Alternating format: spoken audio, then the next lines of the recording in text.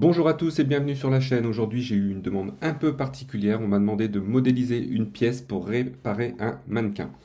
Donc, ni une ni deux, direction Fusion 360. Et c'est parti pour le jingle.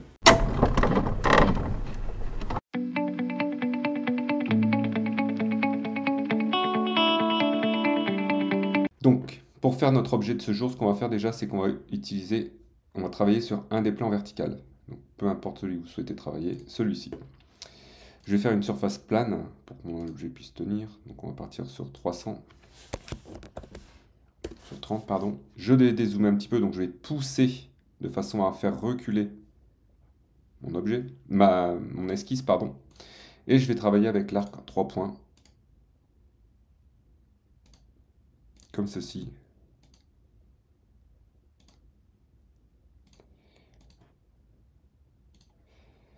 Donc là, on voit que j'ai activé l'accrochage ici. Donc ça m'accroche à chaque fois sur un des points, en fait. J'ai trouvé que c'était plus sympa, plus facile et plus pratique à utiliser. On n'oublie pas que sous Fusion 360, les révolutions s'utilisent sur des contours. Donc, je vais revenir sur mon esquisse ici en modifiant, pardon. Il y a un petit outil qu'on peut vous présenter, c'est afficher le contour. Ici, on voit la différence. Ça passe en bleu quand le contour est fermé. Je termine mon esquisse. Je vais créer ma révolution, donc ici, de ce contour-là. Et mon axe, ça va être celui-ci. Donc là, j'ai réussi à créer l'espace de soucoupe que je voulais faire. Je vais créer une nouvelle esquisse maintenant sur ce plan ici. Donc, je vais descendre mon objet, donc j'appuie vers le bas. Et cette fois, je vais dessiner la forme que je souhaite avoir. Donc la forme que je souhaite avoir,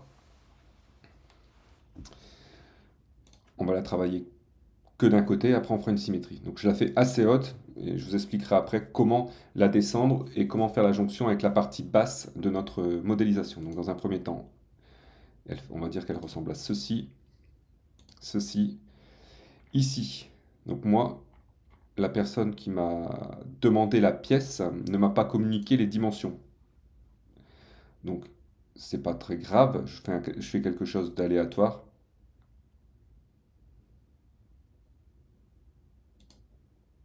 Là, vous lui donnez la forme que vous souhaitez. Donc moi, je vais partir là-dessus, comme ceci. On peut voir au niveau de mes contraintes. Je vous montre. Alors, je vais faire la touche échappe de ma Space Smooth. Ici, j'ai une contrainte de parallélité. Vous voyez? Ici, je peux créer une ligne. Donc l'outil de ligne, là c'est le rectangle. Non, je l'ai pas. Ici, je peux passer en ligne de construction et je vais me mettre comme ceci. Je vais créer une symétrie de ces différentes parties. Et mon axe de symétrie, ça va être celui-ci. OK. Je termine mon esquisse. On voit bien que je suis sur un contour, donc je vais pouvoir utiliser l'outil extrusion. Mon extrusion, donc je vais me déplacer tout sur le côté. Ici, je vais faire une extrusion et je vais choisir l'épaisseur que je souhaite. Donc moi, je vais partir sur une distance de 15 mm. Donc ça sera 15 mm x 2. D'accord? Donc ça fera 30 mm. OK. Donc la pièce ressemble à ceci. Maintenant, je me retrouve donc je vais dézoomer un tout petit peu. Donc je pousse, voilà. L'outil Fit me permet d'avoir une meilleure vue. Et ici, au niveau de mes corps, je me retrouve avec le corps 1 et le corps 2. Donc j'ai mes deux corps. Je vais déplacer un des corps, donc je vais créer une nouvelle esquisse, pardon, sur ce plan. Et ici,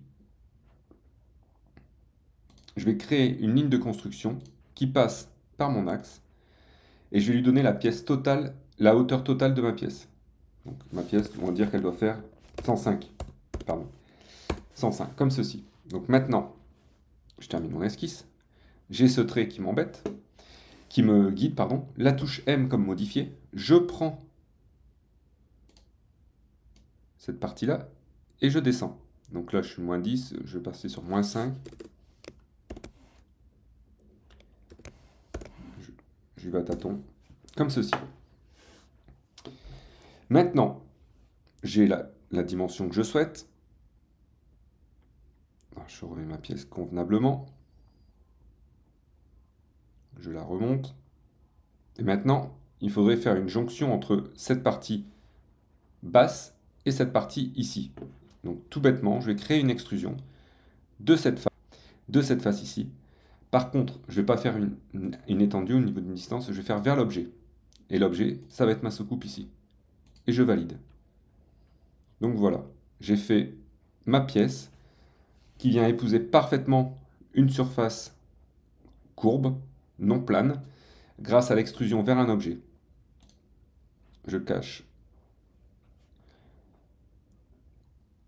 mes esquisses et je me retrouve avec la pièce qui est modélisée. Donc au niveau de la forme, on n'est pas identique pareil par rapport à la demande de la personne, mais je vous ai montré comment moi j'aurais fait pour refaire cette pièce.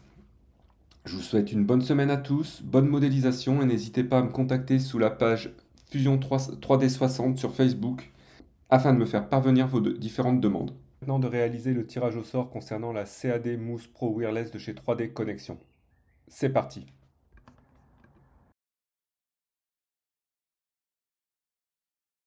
Félicitations Vivi, tu as gagné cette superbe souris de chez 3D Connexion. Contacte-moi pour me donner tes coordonnées afin que je puisse te la faire parvenir. Je tenais à remercier la chaîne 3D Connexion qui m'a offert ces 3 souris que vous avez pu gagner. Et bientôt, il y aura un nouveau jeu concours concernant une Space Mousse. Alors restez connectés. Bonne semaine à tous.